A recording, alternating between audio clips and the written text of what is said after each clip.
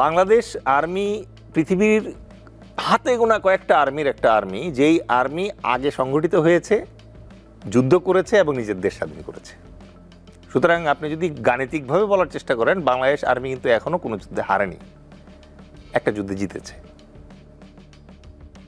In comparison to India, already চায়নার সাথে হারছে, পাকিস্তানের সাথে হারছে। So we are not going to that comparison, মানে আমরা এখানে অ্যাপেল টু অ্যাপেল কম্পারিজনে যাব না।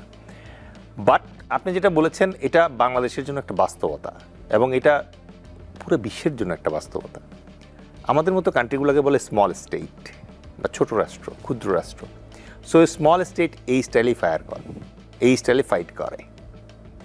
এটাকে বলে অ্যাসিমেট্রিক ওয়ারফেয়ার। মানে আপনি যদি কখনো আক্রান্ত হন, তখন শুধুমাত্র আপনার 1-2 লাখের সেনাবাহিনী যুদ্ধ করবে না, সাথে সাথে পুরো দেশের জনগণ ঝাঁপিয়ে পড়বে যুদ্ধে। 1971 সালে এটাই আমাদের একটা এক্সাম্পল। মাত্র 53 বছর আগে আমরা একটা যুদ্ধ করে আমাদের নিজেদের দেশ স্বাধীন করেছি। এখনও মুক্তিযোদ্ধাদের অনেকেই বেঁচে আছে। আজকে যদি আরেকটা যুদ্ধ লাগে, ডোন্ট ইউ থিঙ্ক এই মুক্তিযোদ্ধা যারা আছে তারা সবার আগে ঝাঁপিয়ে পড়বে আবার? এবং তারা যখন ঝাঁপিয়ে পড়বে তখন জেএনজি বসে থাকবে? তাদের ইন্সপিরেশন তো চোখের সামনে। আচ্ছা, যেটা করা হয়নি, অফকোর্স আমাদের প্রায় 6.5 লাখের মতো প্যারামিলিটারি ফোর্স আছে, এই যে আনসার, ভিডিপি, এদের মাধ্যমে বিএনসিসি, স্কাউটস, এটা আছে। বাট অ্যাগেইন অনেকে বিলিভ করে যে ইন্ডিয়ান হেজিমনি এখন যে পর্যায়ে পৌঁছেছে, প্রথমত তারা 5ই আগস্টের পর যেটা করার চেষ্টা করেছিল, মিডিয়া প্রপাগান্ডা। সো আমরা আজকে একটা মিডিয়া হাউসে বসে আছি, we understand the strength of media. Media কীভাবে মানুষের মননে এবং ওভারঅল মানসিকতায় প্রচ্ছন্ন প্রভাব ফেলতে পারে। সুতরাং ইন্ডিয়া প্রথমে ভেবেছিল যে তাদের পশ্চিমবঙ্গের কিছু মিডিয়া দিয়ে বাংলাদেশবাসীর মনোবল ধ্বংস করে দিবে, ঐক্য নষ্ট করবে এবং শেখ হাসিনাকে প্রত্যাবর্তনের একটা রাস্তা করে দিবে। That project field. দেন তারা কি দিয়ে চেষ্টা করলো?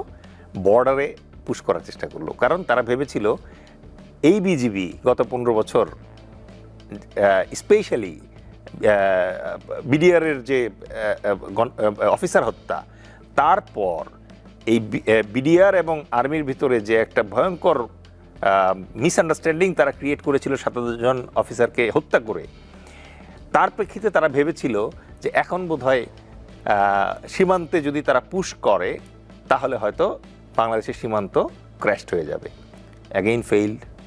3 নম্বরে তারা চেষ্টা করলো তাদের সেনাপ্রধানের মাধ্যমে আমাদের সরকারের বৈধতাকে চ্যালেঞ্জ করে, স্টিল ফেইল্ড। সো আমাদের এই মুহূর্তে অত্যন্ত সৌভাগ্য যে ডক্টর ইউনূসের মাপের একজন মানুষকে আমরা প্রধান উপদেষ্টা হিসেবে এই মুহূর্তে পেয়েছি। সো এটা তো স্পেসিফিক্যালি আকাশ ভাই আল্লাহ পাকের ইচ্ছা ছিল বলে এরকম হয়েছে। এই ডক্টর ইউনূস প্রধান উপদেষ্টা হওয়ার 1 মাস আগে বাংলাদেশের কোর্টের উনি মানে মামলা খেয়ে দৌড়াদৌড়ি করছিলেন না, এবং উনি যেই কোর্টে মামলা উপস্থিতি হাজিরা দিতে যেতেন সেখানকার লিফট বন্ধ করে রাখা হতো। আল্লাহ পাক পবিত্র কোরআনে এই জন্য বলেছেন যে উনি যাকে চান তাকে রাজত্ব দান করেন, আর যাকে চান তাকে পথের ভিখারি বানিয়ে নেন। তো এই একটা জিনিস আমরা কিন্তু দেখতে পেলাম এই 5ই আগস্টে এসে, যে এই কোরআনের এই যে আয়াতের যে বাস্তব একটা উদাহরণ আমার জীবদ্দশায়, আমি এটাকে বারবার কোট করব যে আমি দেখেছি, টিভিতে দেখতে পাচ্ছি ডক্টর ইউনূস নামে একজন নোবেল লরিয়েট, গ্লোবাল একটা পার্সোনা, সে বাংলাদেশের কোর্টে কোর্টে হাঁটাহাঁটি করছেন, সিঁড়ি বেয়ে ওঠানামা করছেন এই বয়সে এসে। আর এই লোকটাই 1 সপ্তাহের ব্যবধানে বাংলাদেশের প্রধান উপদেষ্টা। সো আমাদের এই কোরআনের যে বাণী আছে এটা আমরা মানে সত্য প্রতিফলন দেখলাম। আরেকটা ঘটনা দেখলাম গতকালকে, সেটা হচ্ছে বেগম খালেদা জিয়াকে যখন তার সেই পুরাতন স্মৃতি বিজড়িত বাড়ি থেকে যখন উচ্ছেদ করা হলো, তখন মিডিয়ার সামনে এসে উনি কান্নাকাটি করছেন, তার চোখে পানি ছিল এবং উনি আল্লাহর কাছে বিচার দিয়েছিলেন। আমাদের জীবদ্দশাতেই গতকালকে আমরা দেখলাম যে তার বাড়ি থেকে তাকে উচ্ছেদ করেছিল, তার বাড়ি আজকে আবাবিল পাখির মতো শত শত হাজার হাজার ছাত্র জনতা এসে ঘুরিয়ে দিয়ে গেল। হ্যাভিং সেইড দ্যাট, আপনার প্রশ্নে আবার ফেরত আসছি যে এই যে আবাবিল পাখির দল আছে তাদেরকে কি আমরা সেই ঝুঁকির জন্য, সেই হুমকির জন্য প্রস্তুত করতে পারি না? অনেকেই তো বলেন যে এই পরিস্থিতিতে এসে বাধ্যতামূলক সামরিক প্রশিক্ষণের একটা প্রচলন আমাদের দেশে যদি শুরু করা যায় তাহলে কিন্তু খারাপ হয় না।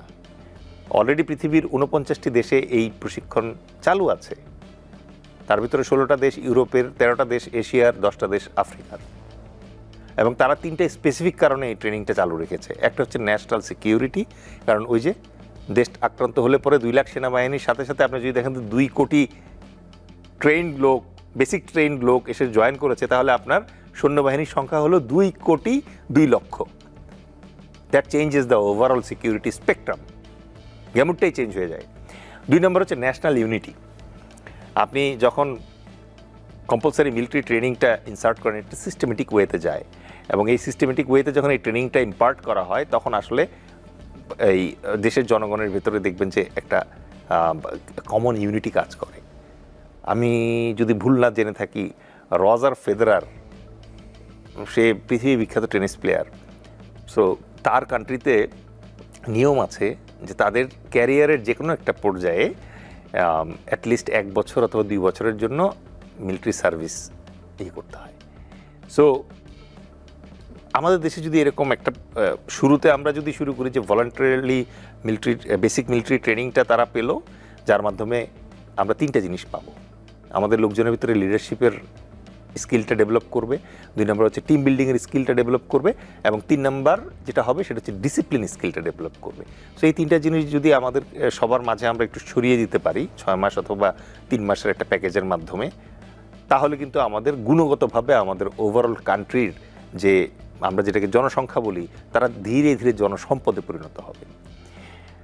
আর একই সাথে আপনি এই সিস্টেমটার মাধ্যমে ডিপ্লোম্যাটিক্যালি কিন্তু একটা মেসেজ আশেপাশে আপনার যে পটেনশিয়াল এনিমি আছে তাদের কাছে পাঠাতে পারে। যেটা ভারত এর আগে যেটা ভারতীয় মিডিয়া বা আমরা প্রোপাগান্ডা করেছে যে ভারত থেকে আমাদের অনেক কিছু আমদানি করতে হয় খাদ্যদ্রব্য, এই ভারত নির্ভরতা মানে আসলেই কি ভারতের থেকে খাদ্যপণ্য না আসলে আমরা না খেয়ে মারা যাব? ধন্যবাদ। ভারতের সাথে আমাদের যে বাণিজ্যিক নির্ভরতা, এই ডিপেন্ডেন্সি, এটা তো কৃত্রিম, এটা তৈরি করা হয়েছে, এটা আবহমান কাল ধরে তো এভাবে ছিল না। আমাদের সক্ষমতায় আমাদের বুঝতে হবে। আমাদের দেশের একটা গ্লোবাল ব্র্যান্ড আছে, যে ব্র্যান্ডটার নাম আমরা অনেকেই জানি কিন্তু ফিল করি না, মসলিন। এটা একসময় বাংলাদেশে উৎপন্ন হতো এবং বাংলাদেশ থেকে এটা রোমে যাইতো। তার মানে আপনি চিন্তা করেন, আমাদের ইন্ডাস্ট্রি ছিল, স্কিল লেবার ছিল, সাপ্লাই চেইন ছিল, মার্কেটিংয়ের লোক ছিল, সেলস অ্যান্ড মার্কেটিংয়ের লোক ছিল, and we had good business. তাহলে আপনি আমাকে বলেন যে ভারত থেকে কয়টা আইটেম যাইতো তখন ইউরোপে? সো বাংলাদেশের মূল্যটা আগে বুঝতে হবে আমাদেরকে। যখন এই ভারতীয় উপমহাদেশে মুঘলরা রাজত্ব করত, আওরঙ্গজেবের সময় গ্লোবাল জিডিপির 27% আসতে হচ্ছে এই মুঘলদের ভারত থেকে। আর সেই মুঘলদের ভারতে আওরঙ্গজেবের যে ছিল, সাম্রাজ্য ছিল, ওই সাম্রাজ্যের সবচেয়ে বেশি ট্যাক্স আসতো বাংলা থেকে, বাংলা সুবা। এবং এই বাংলা সুবা থেকে সবচেয়ে বেশি ট্যাক্স যেত বলে এই বাংলা সুবাকে আদর করে তারা বলতো জান্নাতাবাদ। ইভেন ব্রিটিশরা যখন আমাদের দেশে কলোনাইজ করে, তখন ব্রিটিশ হিস্ট্রিতেও এটা, কলোনিয়াল হিস্ট্রিতে এটা লেখা আছে যে the most tax payer state was Bengal. Okay, so আমরা হঠাৎ করে ভারত নির্ভর হয়ে গেলাম কিভাবে? পৃথিবী থেকে একমাত্র ভারতেই পেঁয়াজ উৎপন্ন হয় তা তো না, কিন্তু আমাদেরকে আস্তে আস্তে ওইভাবে ব্রেইন ওয়াশ করা হলো যে পেঁয়াজ মানে ভারত। আজকে যখন কুনমিংয়ে হাসপাতাল করার সিদ্ধান্ত হয়েছে, তখন ভারতীয় দাদাদের এত কষ্ট হচ্ছে কেন? কারণ তারা ব্রেন ওয়াশ করে আমাদেরকে বাধ্য করেছিল এভাবে ভাবতে যে চিকিৎসা মানেই ভারত, উন্নত চিকিৎসা মানেই ভারতে যেতে হবে, আর কোনো অপশন নেই আমাদের। এবং তারা খুব পরিকল্পিতভাবে বাংলাদেশের ডাক্তার সম্প্রদায় যেটা আছে, তাদের শিক্ষা, তাদের সার্টিফিকেশন, সব জায়গায় তারা একটা ব্যাপক দুর্নীতিকে প্রশ্রয় দিয়েছে এবং তাদের রয়ের মাধ্যমে প্রথিত করেছে যেন বাংলাদেশের নিজস্ব চিকিৎসা ব্যবস্থাটা শক্তিশালীভাবে গড়ে না ওঠে। সো এই যে নির্ভরতার কথা আপনি বললেন, এই নির্ভরতা পুরোটাই তারা ভারতে করেছে, বাংলাদেশি পেশেন্ট যে ভারতে যাবে, এবং কেউ কেউ যদি চিকিৎসা করতে, ভারতে একটা হাসপাতাল এখানে করা হয়েছে। ইয়েস।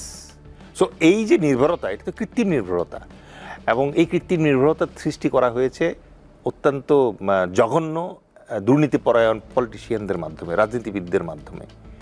এই জন্যই আমি সবসময় বলি যে আমাদের নেতৃত্ব এবং রাজনৈতিক নেতৃত্ব যেটা আছে, আমাদের দুর্ভাগ্য আমরা সেখানে সঠিক লোক পাচ্ছি না। আজকে গত 6 মাস ধরে ডক্টর ইউনূসের তত্ত্বাবধানে যে অন্তর্বর্তীকালীন সরকার আছেন, আমি তো এখন পর্যন্ত কারো দুর্নীতির কোনো অভিযোগ পাইনি। তাদের অদক্ষতা থাকতে পারে, কারণ তারা পেশাদার ব্যুরোক্রেট না, তারা পেশাদার পলিটিশিয়ানও না, তারা বিভিন্ন ওয়াক অফ লাইফ থেকে এসছেন এই জায়গায়, কিন্তু তাদের বিরুদ্ধে দুর্নীতির অভিযোগ তো কেউ করতে পারেনি এখনো। তার মানে কি? তার মানে if the top man is honest and if the top man is sincere, তাহলে আসলে তার টিমের বাকি যারা আছে তাদের পক্ষে টাল্টিবাল্টি করা সুযোগ নেই।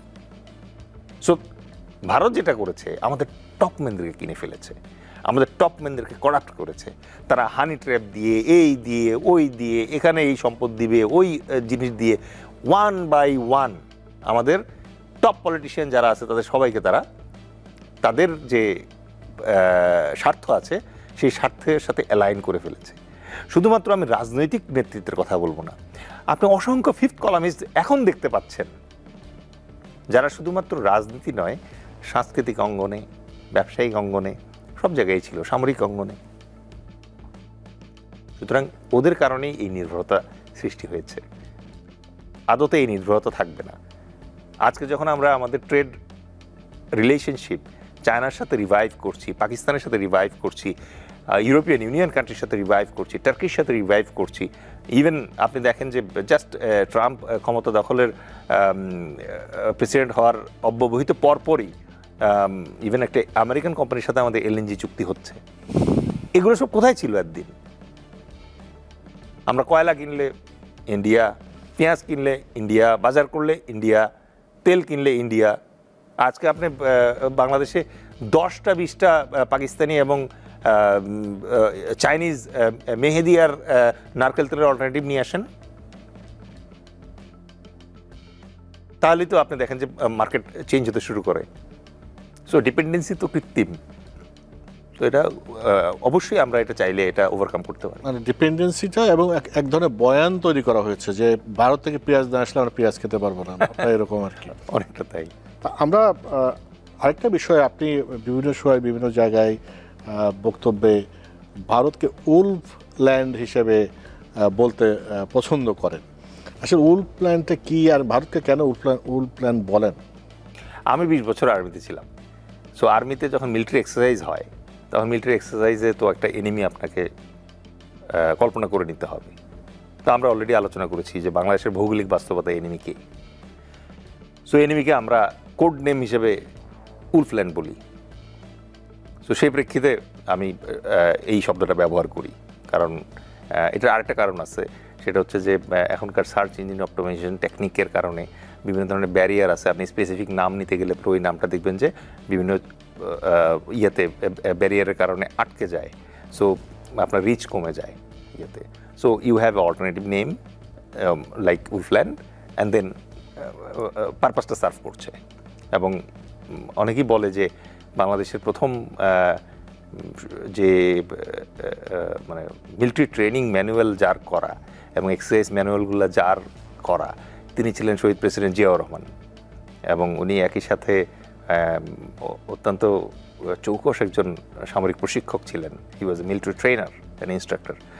এবং অনেকেই এটা জানে যে বাংলাদেশ এবং পাকিস্তান আলাদা হওয়ার আগে পাকিস্তান সেনাবাহিনীর অফিসারদের ট্রেনার ছিলেন উনি কাকুল মিলিটারি একাডেমিতে। সো উনি যখন প্রথম বাংলাদেশ আর্মির জন্য ট্রেনিং ম্যানুয়াল তৈরি করেন এবং ট্রেনিং এক্সারসাইজের এই জিনিসগুলো প্রচলন করেন, maybe he is the first man who use the word Wolfland.